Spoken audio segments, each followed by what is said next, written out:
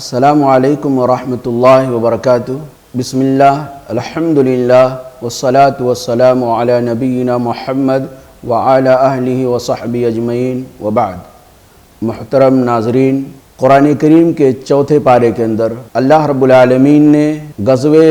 احد کا قصہ بیان کیا ہے۔ سورہ آل عمران ہے، آیت نمبر 121 سے لے کر 180 نمبر آیت تک مکمل 59 آیتوں کے اندر اللہ تعالیٰ نے غزوہ احد کا قصہ اللہ رب العالمین نے بیان کیا ہے۔ غزوہ احد کیوں واقع ہوئی، اس کا سبب سب سے پہلے جاننے کی کوشش کریں۔ غزوہ احد سے پہلے ایک لڑائی غزوہ بدر میں ہو چکی تھی، جس کے اندر مسلمانوں کو اللہ رب العالمین نے بے انتہا کامیابی سے سرفراز کیا اور دشمنان اسلام کی، قریش کی، مشرکین مکہ کی کمر توڑ دیا اللہ رب العالمین۔ اس کی وجہ سے وہ جذبات میں، انتقامی جذبے میں بہت ہی زیادہ شرسار تھے،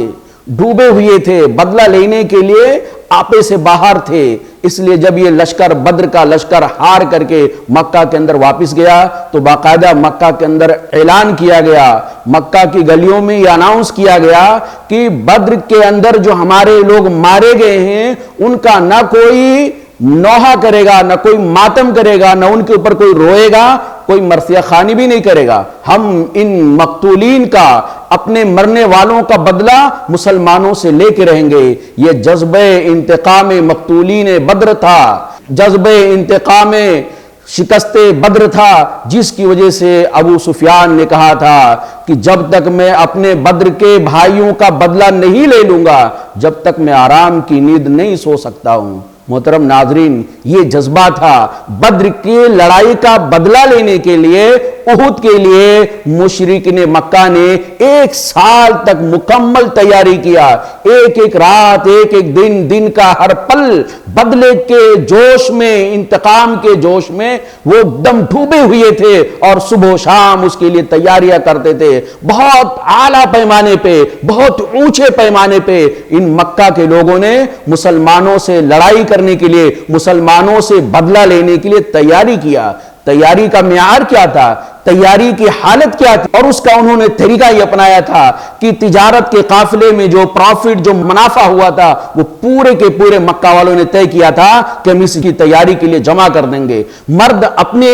طور سے جو محنت کرتے تھے، جو مزدوری کرتے تھے، جو تجارت کرتے تھے، تجارت کا پورا پیسہ اس کے اندر جمع کرنے کے لیے سب نے پلان کیا تھا، تیاری کیا تھا۔ عورتیں جو کام کاج نہیں کر پاتی تھی، وہ اپنے زیورات بیچ کر کے اس کی تیاریوں میں حصہ لیا، اور اسی طرح سے مکہ کے اطراف میں جو قبائل تھے وہ لوگ بھی اس کے اندر شامل ہو گئے، اور مکہ کے لوگوں نے باقاعدہ مدینہ کے یہودیوں کو بھی اس لڑائی کے اندر شریک کرنے کے لیے سانٹھ گانٹھ کیا، گٹھ جوڑ کیا، اور پھر منافقین مدینہ کیا ہیلپ لینے کی اور مدد لینے کی پوری کوشش کیا۔ اوس اور خزرج جو مدینہ کے پرانے باشندے تھے، مسلمان ہو گئے تھے، ان کو پرانی لڑائی یاد دلا کر ان کے اندر اختلاف پیدا کرنے کی کوشش کیا کرتے تھے۔ اتنا زور و شور کے ساتھ تیاری کی گئی تھی، اور عین ٹائم پہ جب یہ لشکر 3000 کا لشکر مشرکین کی طرف سے 3000 لشکر جرار لے کر جب ابو سفیان وہاں سے نکلے، جو اس ٹائم پہ مسلمان نہیں تھے، قافلے کے فوج کے سپہ سالار تھے، اس فوج کے اندر، اس فوج کی مضبوطی کا اندازہ اس سے لگائیے کہ اس کے کمانڈر ابو سفیان تھے، اس میں خالد بن ولید تھے، اکرمہ بن ابی جہل تھے جو مسلمان اس وقت نہیں ہوئے تھے، صفوان بن امیہ تھے۔ یہ سارے کے سارے لوگ جب مکہ سے نکلے تو مکہ کے اندر نبی کریم صلی اللہ علیہ وسلم کے چچا حضرت عباس رضی اللہ تعالیٰ عنہ تھے، جو مسلمان ہو گئے تھے لیکن اپنے اسلام کو تاریخی روایتوں کے مطابق چھپا کے رکھا تھا۔ انہوں نے باقاعدہ ایک تیز آدمی کو لیٹر لکھ کر کے، خط لکھ کر کے نبی کریم صلی اللہ علیہ وسلم کو آگاہ کیا کہ مکہ سے 3000 کی فوج مدینہ کے اوپر اٹیک کرنے کے لیے نکلی ہے، آپ اس کے لیے الرٹ ہو جائیے۔ نبی کریم صلی اللہ علیہ وسلم کے پاس جیسے یہ خط پہنچتا ہے، آپ صلی اللہ علیہ وسلم تمام صحابہ کرام کو مسجد نبوی کے اندر جمع کرتے ہیں، ہنگامی میٹنگ کرتے ہیں، کیا کیا جائے۔ اب یہ آنن فانن فوج اٹیک کرنے والی ہے، اور اعلیٰ پیمانے پہ تیاری ان لوگوں نے کیا ہے، اور پھر بدر کے اندر جو ان کے لوگوں کو مارا گیا تھا، قیدی کیا گیا تھا، اس کی وجہ سے وہ بہت زیادہ غصے میں ہیں۔ لہذا کیا کیا جائے، کیا مدینہ کے اندر رہ کر کے مقابلہ کیا جائے یا مدینہ کے باہر نکل کر کے میدان میں مقابلہ کیا جائے۔ الگ الگ لوگوں نے رائے پیش کیا۔ بہرحال اتفاق اس بات پر ہوا کہ میدان جنگ میں جا کر کے مدینہ کی آبادی سے باہر جا کے ان کا مقابلہ کریں گے۔ اللہ کے نبی صلی اللہ علیہ وسلم گھر جاتے ہیں، زرہ پہنتے ہیں، یعنی جو جنگ کرنے کا جو کپڑا ہوتا ہے، جو لباس ہوتا ہے، وہ پہن کر کے اللہ کے رسول صلی اللہ علیہ وسلم نکلتے ہیں اور یعنی احد کے میدان میں جا کے جمع ہو جاتے ہیں۔ آپ صلی اللہ علیہ وسلم وہاں پہنچتے ہیں، اس سے پہلے دشمن 3000 کی فوج لے کر پہنچ چکا تھا۔ آپ صلی اللہ علیہ وسلم پورے میدان کا جائزہ لیتے ہیں اور جہاں خطرہ تھا اس خطرے کے دہانے پہ، جس کو جبل رمات کہا جاتا ہے، جبل رمات پر اللہ کے نبی صلی اللہ علیہ وسلم نے جنگی دور اندیشی کا استعمال کرتے ہوئے 50 ماہر تیر انداز صحابہ کرام کا دستہ نبی کریم صلی اللہ علیہ وسلم جبل رمات پہ کھڑا کر دیا حضرت عبداللہ بن جبیر رضی اللہ تعالیٰ عنہ کی سرداری میں، اور ان کو تاکید کر دیا کہ تم میں سے کوئی بھی آدمی اس پہاڑ کے دہانے کو چھوڑے گا نہیں، اس پہاڑ کی چوٹی سے اترے گا نہیں، چاہے ہماری شکست ہو، چاہے ہماری فتح ہو، تم کو یہیں پہ رہنا ہے، ہم ہاریں یا جیتے تم کو اس دہانے کو چھوڑنا نہیں ہے۔ نبی کریم صلی اللہ علیہ وسلم سمجھ رہے تھے، اس کی وجہ سے جب میدان کارزار گرم ہوا تو مسلمانوں نے اتنا جوش کا اظہار کیا، اتنی ایمانی غیرت ان کے اندر تھی۔ اللہ اکبر، اللہ اکبر، بچے اس جنگ میں شریک ہونے کے لیے اپنی ایڑیوں کا زور لگا کے کھڑے ہو جایا کرتے تھے تاکہ نبی کریم صلی اللہ علیہ وسلم کو پتا چلے کہ اس کی بھی ہائٹ اونچی ہے، یہ بھی بڑا ہو گیا ہے، یہ میدان جنگ کے اندر جا سکتا ہے۔ اور اللہ اکبر، بچے تو بچے، جوان تو جوان، ایک بوڑھے آدمی عمرو بن جموح رضی اللہ تعالیٰ عنہ 60 سال کے اوپر ہو چکے ہیں، ایک پیر سے لنگڑے ہیں، ان کے اندر بھی یہ جوش آتا ہے کہ مجھے بھی اسلام کی حفاظت کے لیے، اسلام کے قلعے کی حفاظت کے لیے، اسلامی ریاست کی حفاظت کے لیے مجھے بھی میدان جنگ میں جانا چاہیے۔ ایک پیر سے لنگڑا ہوں تو کیا ہوا، 60 سال سے اوپر ہو چکا ہوں، عمر دراز ہوں، بوڑھا ہوں تو کیا ہوا، جاؤں گا میدان جنگ کے اندر، کچھ تو مدد کر سکتا ہوں۔ بیٹوں نے منع کیا، اللہ کے نبی صلی اللہ علیہ وسلم کی خدمت میں جا کر شکایت کیا، اللہ کے رسول صلی اللہ علیہ وسلم میرے بیٹے مجھے جہاد میں جانے سے منع کر رہے ہیں۔ آپ صلی اللہ علیہ وسلم نے کہا نہیں، ان کو جانے دو۔ انہوں نے کہا اللہ کے رسول صلی اللہ علیہ وسلم میں چاہتا ہوں کسی میدان میں شہید ہو گیا تو لنگڑاتے ہی جنت میں داخل ہو جاؤں گا۔ اللہ کے نبی صلی اللہ علیہ وسلم ان کی یہ بات سن کر مسکراتے ہیں اور پھر ان کو پرمیشن دے دیتے ہیں۔ اللہ اکبر، کیسے لوگ ہیں، حنظلہ رضی اللہ تعالیٰ، ایسے واقعات اس کے اندر آتا ہے، صحابہ کرام کی ایمانی غیرت کی اور اسلام کے تئیں قربانی کرنے کا، جو دینے کا جو جذبہ تھا، بہت سارے واقعات آتے ہیں۔ بہرحال مقابلہ ہوتا ہے، میدان کارزار گرم ہوتا ہے، ادھر سے اور ادھر سے آپس میں تلواروں کی آوازیں، نیزوں کی آوازوں سے پورا میدان گونج رہا ہوتا ہے، اور اخیر میں پتہ یہ چلتا ہے کہ 3000 کا فوج جو آیا تھا وہ نبی کریم صلی اللہ علیہ وسلم کے ساتھ ڈھیر ہونے لگا، شکست خوردہ ہونے لگا۔ نبی کریم صلی اللہ علیہ وسلم کے ساتھ صرف 700 مسلمان تھے، کہاں 3000، کہاں 700 مسلمان، کوئی توازن نہیں ہے۔ لیکن اللہ رب العالمین کی مدد سے، فرشتوں کی آمد کے ذریعے سے اللہ تعالیٰ نے مسلمانوں کو ہمت بڑھایا اور ابتدا میں مسلمان جیت گئے، فتح یاب ہو گئے، دشمن ہار کر کے بھاگنے لگے اور مال غنیمت چھوڑ کر کے چلے گئے۔ لیکن یاد رکھیے، اسی بیچ میں وہ خالد بن ولید، جن کو وراثت میں ملا تھا میدان کارزار کو گرم کرنے کا ہنر، جن کو وراثت میں ملا تھا میدان کارزار کو بھانپنے کا انداز، سلیقہ، یہ ان کو بچپن میں وراثت میں گویا ملا تھا۔ میرے بھائیو،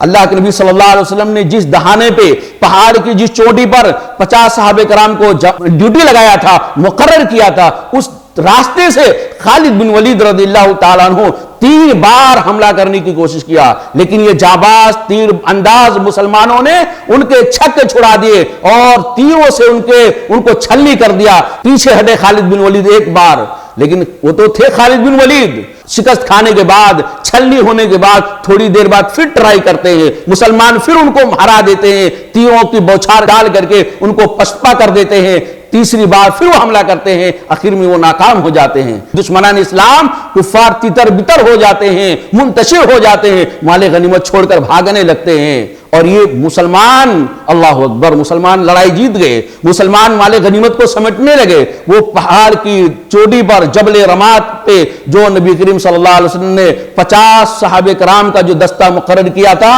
ان سے غلطی ہوئی، تاریخی غلطی ہوئی،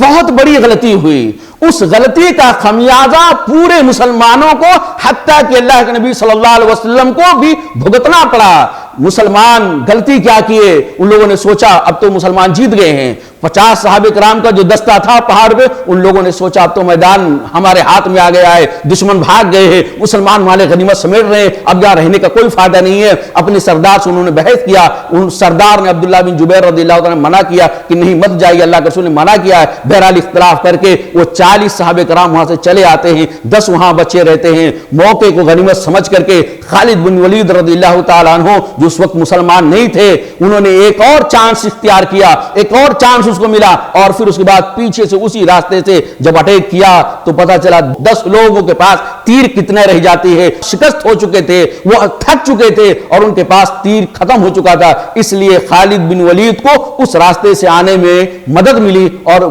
پیچھے سے خالد بن ولید نے حملہ کیا، جس کی وجہ سے وہ مسلمان جو مالی غنیمت سمیٹ رہے تھے، وہ اچانک جو خوشی منا رہے تھے، اچانک وہ سمجھ میں نہیں آیا ان کے اوپر کہ پیچھے سے حملہ کیسے ہو گیا۔ اور خالد بن ولید جب پیچھے سے حملہ کرتے ہیں تو آگے جو بھاگ رہے تھے دشمن، وہ لوگ بھی واپس پلٹ آئے اور مسلمان چکی کے 2 پاسوں کے بیچ میں، 2 پٹ کے بیچ میں رکھ کر گویا پسے جا رہے تھے۔ اللہ کے نبی صلی اللہ علیہ وسلم کے بارے میں بھی یہ افواہ اڑا دی گئی کہ اللہ کے نبی صلی اللہ علیہ وسلم بھی شہید کر دیے گئے۔ مسلمان اس کے بعد کچھ سمجھ میں نہیں آ رہا تھا۔ 9 صحابہ اللہ کے رسول صلی اللہ علیہ وسلم کے ساتھ تھے، جس میں حضرت سعد بن وقاص رضی اللہ تعالیٰ تھے۔ سعد بن وقاص رضی اللہ تعالیٰ کو اللہ کے رسول صلی اللہ علیہ وسلم نے کہا، اے سعد بن ابی وقاص تم تیر چلاؤ، میرے ماں باپ تمہارے اوپر قربان ہو۔ یہ واحد صحابی ہیں جن کے لیے اللہ کے نبی صلی اللہ علیہ وسلم نے کہا ہے کہ میرے ماں باپ تمہارے اوپر قربان ہوں۔ حضرت طلحہ بن عبید اللہ رضی اللہ تعالیٰ عنہ کو 35 زخم لگے تھے، 35 زخم لگے تھے اور ہاتھ شل ہو گیا تھا،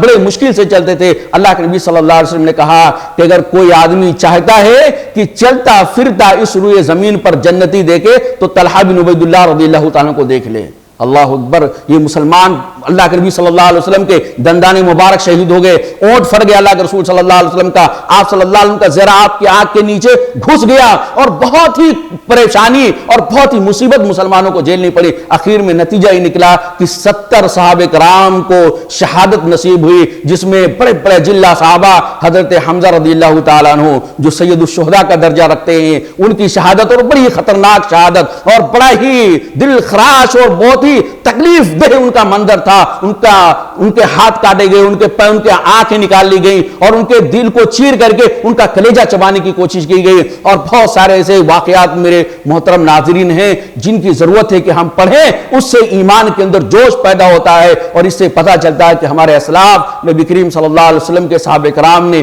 ہمارے اور آپ تک اسلام کو پہنچانے کے لیے کتنی قربانیاں دیا ہے۔ اخیر میں جو اس واقعے کا ایک اہم سبق ہے اور جو ایک اہم نصیحت ہمارے اور آپ کے لیے، وہ یہ کہ صحابہ کرام سے ایک غلطی ہوئی تھی، چاہے وہ اجتہادی غلطی ہوئی تھی، نبی کریم صلی اللہ علیہ وسلم کے ایک حکم کو انہوں نے توڑ دیا تھا، جس کی وجہ سے اللہ رب العالمین نے جیتی ہوئی جنگ کو، فتح یاب جنگ کو اللہ رب العالمین نے ڈرا کی شکل میں دے دیا۔ بہت سارا کچھ مسلمان سمیٹ سکتے تھے لیکن اللہ تعالیٰ نے اس سے محروم کر دیا۔ یہ گویا اللہ تعالیٰ کی طرف سے ایک سزا تھی، ایک وارننگ تھی، ایک تنبیہ تھی۔ لہذا جب صحابہ کرام سے خطا ہوتی ہے، صحابہ کرام سے اللہ کے نبی صلی اللہ علیہ وسلم کے حکم کا توڑنا ہوتا ہے، تو ایسی صورت میں اللہ تعالیٰ ان کو بھی سزائیں دیتا ہے، لیکن اللہ نے ان کو معاف فرما دیا ہے۔ تو اگر ہم سے اور آپ سے اللہ کے نبی صلی اللہ علیہ وسلم کے حکموں کی حکم عدولی ہوگی، ہم اللہ کے رسول صلی اللہ علیہ وسلم کے حکموں کو توڑیں گے، تو پھر ہمارا اور آپ کا انجام، ہمارے اور آپ کے ساتھ اللہ تعالیٰ کیا سلوک کرے گا۔ اللہ رب العالمین سے دعا ہے کہ اللہ تعالیٰ جو ہمارے اسلاف اور صحابہ کرام، تبع تابعین اور اتباع، یہ تمام لوگوں نے جو قربانی اسلام کے تعلق سے دیا ہے، ہم تک اسلام کو پہنچانے کے لیے انہوں نے جو ایثار اور قربانی کا جذبہ پیش کیا، اللہ تعالیٰ ان سب کی قربانیوں کو قبول فرمائے اور ان کے درجات کو اللہ تعالیٰ بلند فرمائے، اور ہم سب کو اللہ تعالیٰ جنت میں ان کا دیدار کرنے کی توفیق عطا فرمائے۔ آمین۔ اقول قولی ھذا استغفر اللہ لی ولکم ولسائر المسلمین فاستغفروہ انہ هو الغفور الرحیم۔ والسلام علیکم ورحمۃ اللہ وبرکاتہ۔